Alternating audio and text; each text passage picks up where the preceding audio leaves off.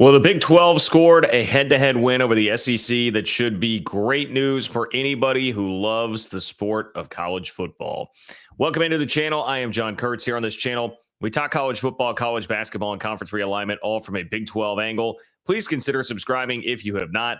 Live shows Wednesdays and Sundays. This week a little bit different because of the NFL playoffs, but Wednesdays and Sundays, typically we get you the live shows. They are a blast. A lot of people here, a great community. So make sure you subscribe to join for that and like the video. Leave a comment in the comment section. All of that stuff really helps. Agree, disagree. Even if you disagree with me here on this premise that this is great for the Big 12 and college football, let me know in the comment section. And John-Kurtz-4 on Venmo if you'd like to support the channel. Here's what we've got. Huge news. Huge news. All right. Arizona is going to be able to keep its 2 stars and not only keep them, but keep them away from places like Alabama. I think the threat was perceived to be Jedd Fisch in Washington. It turns out the threat was Alabama. So I'm going to read you from a couple of different stories here pieced together, but 24/7 Sports did a terrific job tracking down the real details of this story. Arizona and new coach Brent Brennan got a big boost to their potential football fortunes in 2024. Noah Fifita, star quarterback, 5'9", diminutive, but incredible this past year. And his go-to wide receiver, Tetairoa McMillan, both will be back for the upcoming season for Arizona.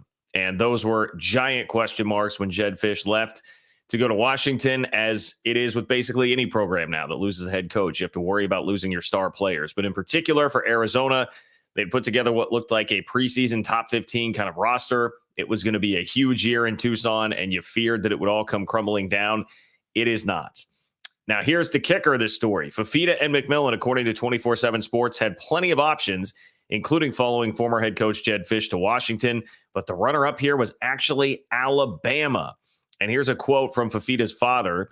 Said, quote, "We've known Kalen DeBoer for a long time, and he loved Noah when he was at Fresno State. He recruited him hard when Noah was at Servite, his high school, and they wanted both boys at Alabama." And I actually love the honesty here. Fifita's father said, "It's Bama. We had to listen. But at the end of the day, both kids felt like they had unfinished business here. Plus, it's a family here. It really is. We want to keep this thing together, and we know the whole team couldn't go to Bama, just like the whole team wasn't being recruited to Washington. This is the best move for everyone, and with Noah and T-Mac and the core staying, we think we got a great shot to keep everyone else here as well." I mean, that is huge. First of all, direct head-to-head recruiting win over Alabama for Arizona, but also for the conference, for the Big 12. This is Arizona. This is not a program that people think is on par with Alabama nationally. And anytime a Big 12 program is going to not only out-recruit an SEC school, but out-recruit them in the portal, where that's where the spending is really crazy. It's on a much different level than it is for high school kids. That's a huge win. And this is a desperate Alabama, right? If you paid attention to what's going on in Tuscaloosa, they're going through the same roster issues that basically everybody in college football has to deal with, but Bama just now is for the first time. And so it's a fan base that is kind of melting down right now. And everybody that they are losing just lost a huge quarterback recruit to Ohio State, right? They're crumbling from the inside, the fan base, and they want talent at all costs. A desperate SEC team that you know would have pretty deep pockets in that sort of scenario, trying to help out the guy following Nick Saban, was not able to out-recruit Arizona here for their 2 stars. That is a massive win, and it makes a statement for the conference. This is a situation that the Big 12 is probably going to be in many times now, and maybe not necessarily over a coach leaving, but just having star players develop, and can you keep them out of the quote-unquote Power 2 conferences? There's going to be a lot of money thrown around. There's going to be a lot of temptation there for some of those guys. And this is a massively positive sign that 2 of the bigger stars coming into the conference this next year did stay. I mean, you may well see Fifita be the preseason offensive player of the year in the Big 12, or potentially the first team all Big 12 quarterback. And you just kept him away from Alabama in a desperate situation.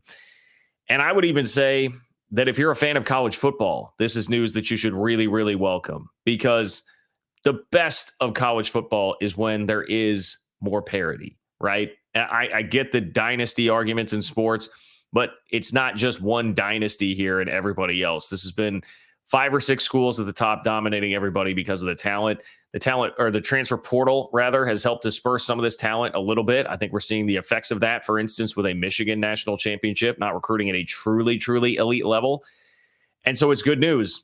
It's good news now that Alabama is not able to just go pluck kids from Arizona here when they want to. even with Kalen DeBoer going to take that. It's better for the game of college football. Let Arizona be a fun story. It's fun to have Arizona be a good football program and have a really good team. That is very good for the sake of the sport and the health of the sport. Get more regionality with that. Nobody cares if Bama has a star quarterback and a star receiver again this year. Nobody at all. That does not matter. What matters is that you have great teams in different pockets of the country that create fun college football. So even if you are a Big 12 fan, like I understand if you're a Big 12 fan of a contender, and look, I think there are 7 teams probably that have legitimate stakes to being a contender in the Big 12 this upcoming year. I know that the initial reaction can be like, hey, this sucks. I wanted Arizona to get knocked from the ranks of contender. I understand that feeling, but remember that this could very well be you soon. And the more that momentum starts to sway toward guys staying in the Big 12, the more of a reputation the league can develop, and the more that can become a thing permanently long term. So I think you have to be thinking bigger picture than just what this means for the next year's conference title race. And that wasn't it, by the way. A lot of Arizona players, they announced this all at halftime of their basketball game, and a lot of other Arizona players were out there as well.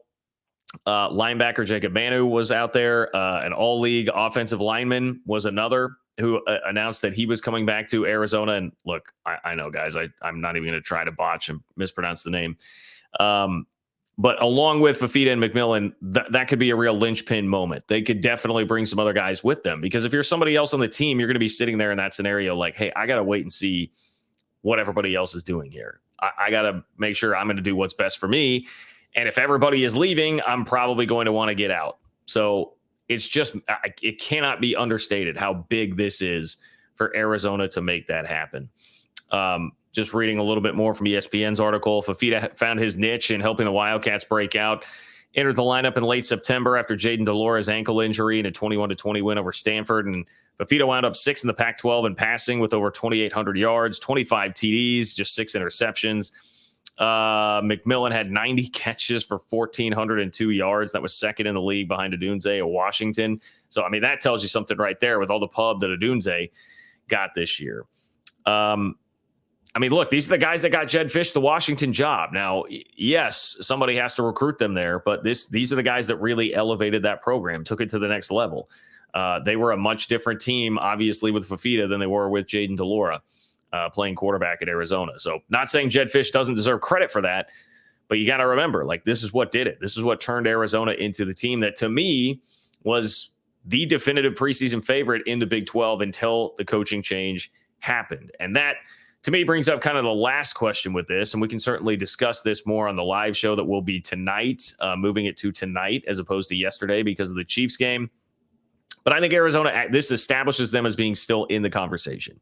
I think with still wondering what the final roster will look like and just a coaching change in general, it's fair to say, hey, I don't know if they're overwhelmingly the favorite anymore, but they certainly have stamped themselves firmly in that top tier, which to me is KU, K-State, Arizona, Oklahoma State, Utah, and then maybe Iowa State, West Virginia in that top tier of teams that can consider themselves to be Big 12 contenders. And hey, it's a pretty good omen when the basketball team is down by 19 to UCLA, and then the football team comes on the court to announce that they're staying, and then Mick Cronin and company totally melt down, and Arizona wins the basketball game. That's a pretty good omen.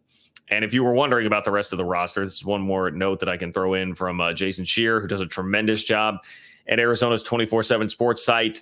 He says the return of Fafita and McMillan is expected to set off a chain reaction of players returning to Arizona, including the possibility of some already in the transfer portal. And that's huge. And that's always a part of a coach's job when they're coming in to take over a new one.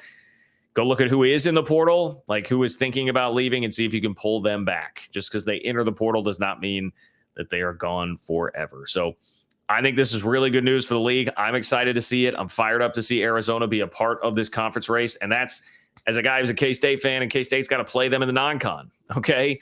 I'm fired up for Arizona that this is happening. And I think it is good news for anybody that's a fan of this league. And frankly, anybody that's a fan of the game and wants the health of the game to be in a good place. Sorry, Bama fans, you can deal with the recruiting miss.